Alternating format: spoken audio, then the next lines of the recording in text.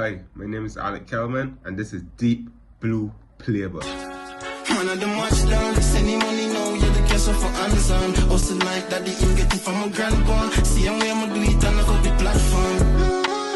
Man of the match down, send him money now, you're the cash off for Amazon. Hustle like that, the him get it from my grandpa. See him where I'ma do it on a public. Hi everyone, this is a new video on Deep Blue Playbook. Sorry I didn't make a video in a long time. It's just that I've been very busy with my life right now, and I just haven't had the time to make videos.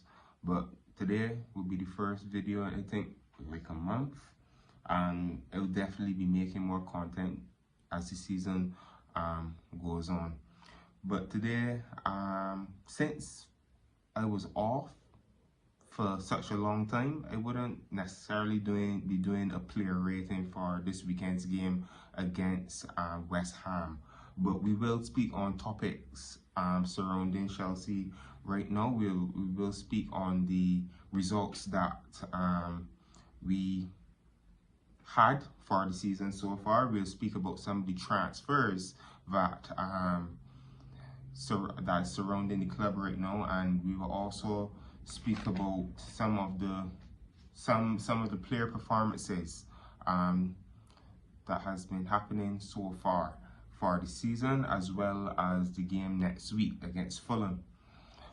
So we'll start off the game by speaking about the results so far for the season. So far for the season, we have played Crystal Palace and West Ham. We drew against Crystal Palace 0-0. We were lucky to have a goal disallowed for Crystal Palace, where Eze scored a free kick. It was a good free kick, but watching the game, there was a foul on, I think, Caicedo, right? Yeah, on Caicedo that Mark Guehi did. So the goal was disallowed. But the game, it was a very interesting game. Both teams played very well. That's one thing I must say. It was a very interesting game. Eze, that was actually the first game I would really say I saw Eze and I was like, yo, this guy is playing good. Like, I was like, most of my friends know that I'm not really a big fan on Eze. I don't see him as he's an okay player, but I think he's overrated. Not that he's bad, I just think that he's hyped up more than he really should be hyped up. Well, but speaking on Eze is going to Arsenal. That's a big loss for Crystal Palace, but they actually drew 0-0 against Forest this weekend. Now, Forest is a really good side, but they have players that can basically be big for them still, like Sarr and Mateta, so they should still have a good season.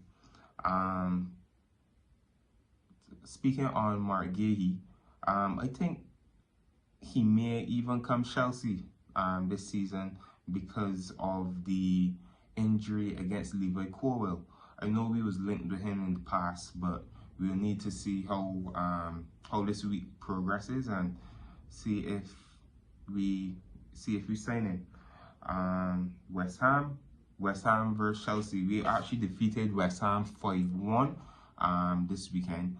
The game was Friday. It was a very good game. It started off kind of slow for Chelsea with West Ham scoring the first goal. Paqueta scored a screamer, an actual screamer. That goal actually came from Estevao William losing the ball, but it was a good performance from the team. Joe Pedro, Estevao William, Pedro Neto, Caicedo and Enzo doing a job inside the midfield. But going into this season, West Ham isn't looking very good. Honestly, I think Potter might be sacked by November. The way how they're playing, they didn't get a result last week either. They played a newly promoted team, Sunderland, last week, and they lost the game 3-0.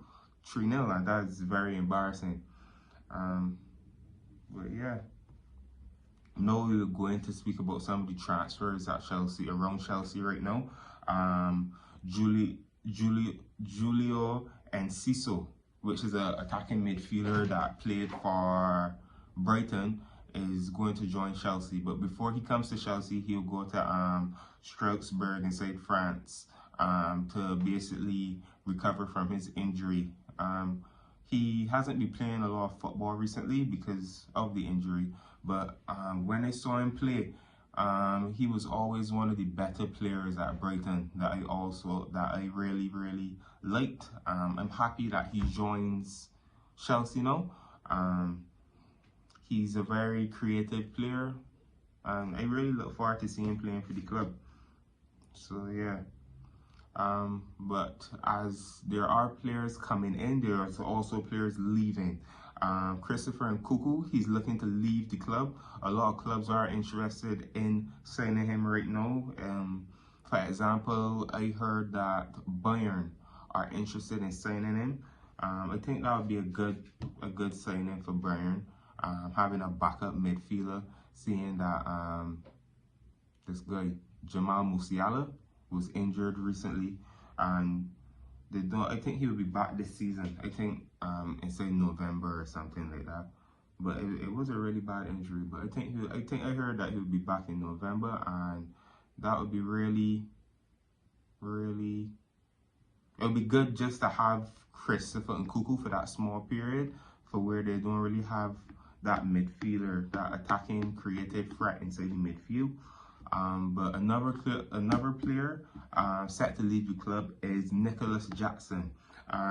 I heard that Chelsea value him at 60 to 50 million pounds, which is, I can't be angry with it, because Nicholas Jackson is a good striker. It's just when it's bad, it's really bad. He tends to make a lot of mistakes when he's under pressure. But Nicholas Jackson, he's a good striker. He scores goals. He tends to have a good play back in the goal. He turns his defenders, and he's very versatile, and you see that when he plays with Cole Palmer a lot. But the teams interested in him right now are Aston Villa, AC Milan, Bayern, and Newcastle.